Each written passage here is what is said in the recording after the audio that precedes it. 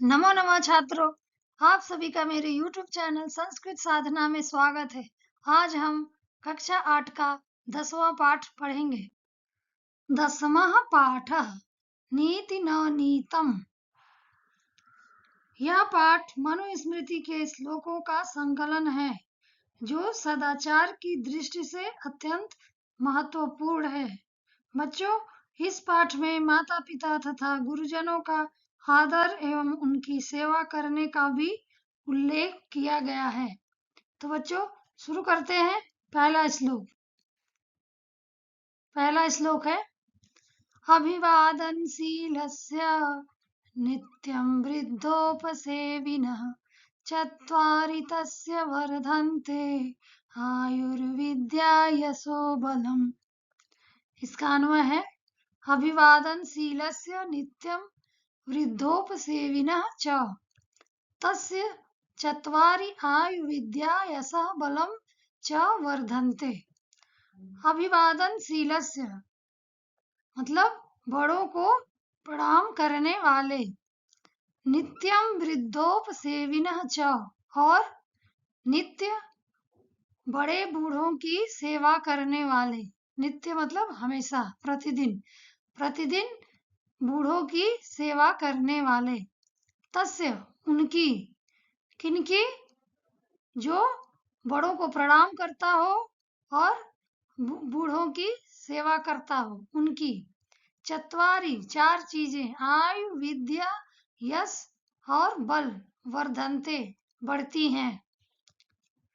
इसका हिंदी अनुवाद है बड़ों को प्रणाम करने वाले और हमेशा बड़े बूढ़ों की सेवा करने वाले व्यक्ति की आयु विद्या यश और बल अपने आप बढ़ती है।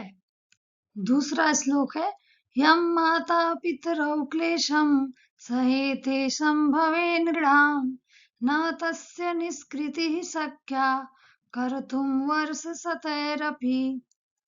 इसका अन्वय है माता पितरौ नृणां संभवे यम क्लेशे सहेते तस्य क्लेशस्य निष्कृतिः वर्षशतैरपि न कर्तुं शक्या। माता पितरौ माता पिता, नृणाम मनुष्य के, संभवे पैदा होने पर, यम क्लेशे जो कष्ट, सहेते सहते हैं, तस्य क्लेशस्य उस कष्ट का, निष्कृति निस्तार, वर्षशतैरपि 100 वर्षों में भी न कर्तुं शक्या नहीं कर सकते। यानी माता पिता जो हमारे लिए कष्ट सहते हैं उसका निष्कृति या उसका ऋण हम 100 वर्षों में भी नहीं चुका सकते हैं। इसका हिंदी अर्थ है मनुष्य के जन्म के समय जो कष्ट उसके माता पिता सहते हैं उस कष्ट का निस्तार 100 वर्षों में भी नहीं किया जा सकता है। अर्थात माता पिता का ऋण वर्षों तक नहीं चुकाया जा सकता है। तीसरा श्लोक है तयोः नित्यं प्रियं कुर्यात् आचार्यस्य च सर्वदा तेष्वेव त्रिषु तुष्टेषु तपः सर्वं समाप्यते। इसका अन्वय है नित्यं तयोः आचार्यस्य च सर्वदा प्रियं कुर्यात् तेषु त्रिषु एव तुष्टेषु अस्माकं सर्वं तपः समाप्यते। नित्यम हमेशा, तयोः उन दोनों का यानी माता पिता का, आचार्यस्य च और गुरु का, सर्वदा हमेशा, प्रियम प्रिय यानी भला, कुर्यात करना चाहिए। हमें माता पिता और गुरु का हमेशा भला करना चाहिए।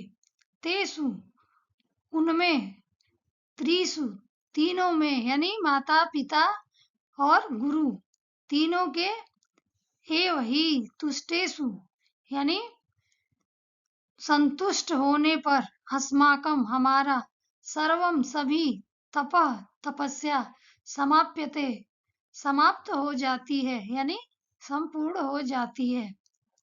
इसका हिंदी अर्थ है हमेशा उन दोनों का अर्थात माता पिता का और गुरु का सदा प्रिय करना चाहिए, क्योंकि उन तीनों के संतुष्ट होने पर हमारी सभी तपस्याएं समाप्त हो जाती हैं, अर्थात हमारी तपस्या पूर्ण हो जाती है और हमें उसका फल मिल जाता है।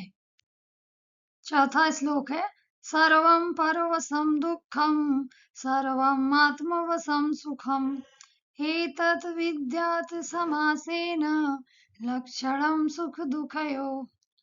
इसका अन्वय है सर्वं परवशं दुःखम् अस्ति सर्वं आत्मवशं सुखम् अस्ति समासेन सुख दुःखयोः एतत् लक्षणं विद्यात्।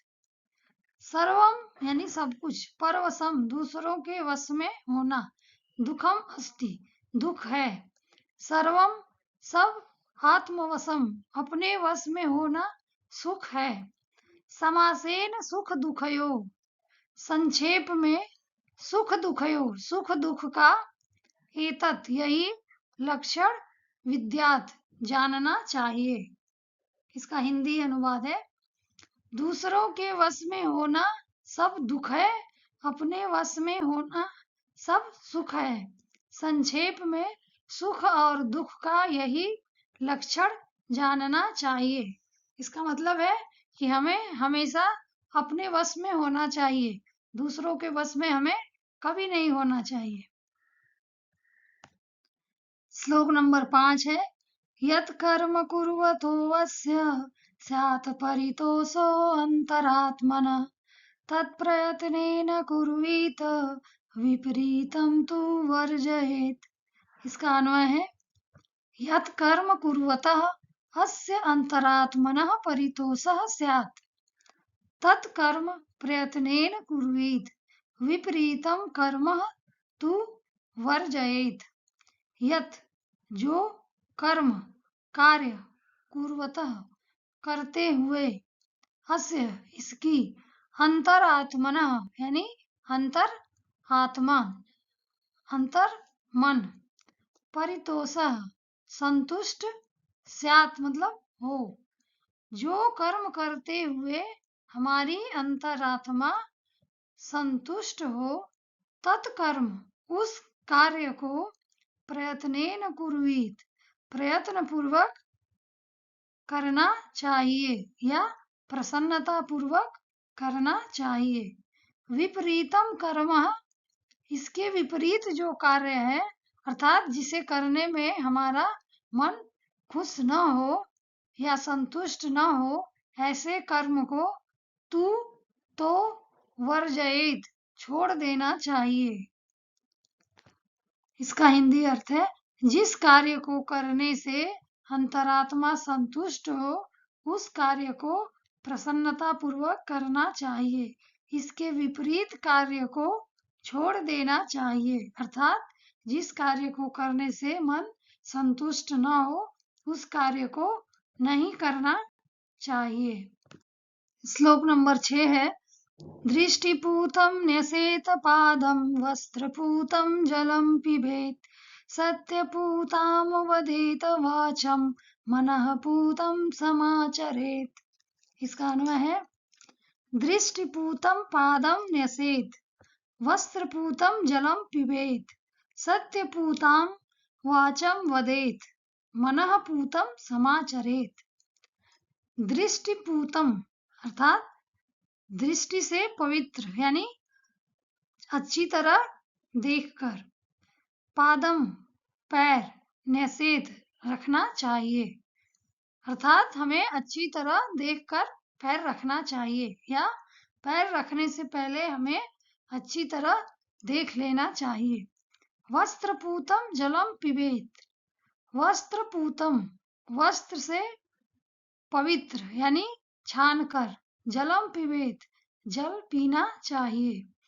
सत्यपूताम वाचम वदेत सत्यपूताम सत्य से पवित्र, वाचम वदेत वाणी बोलनी चाहिए, मनः पूतम समाचरेत मन से पवित्र समाचरेत आचरण करनी चाहिए।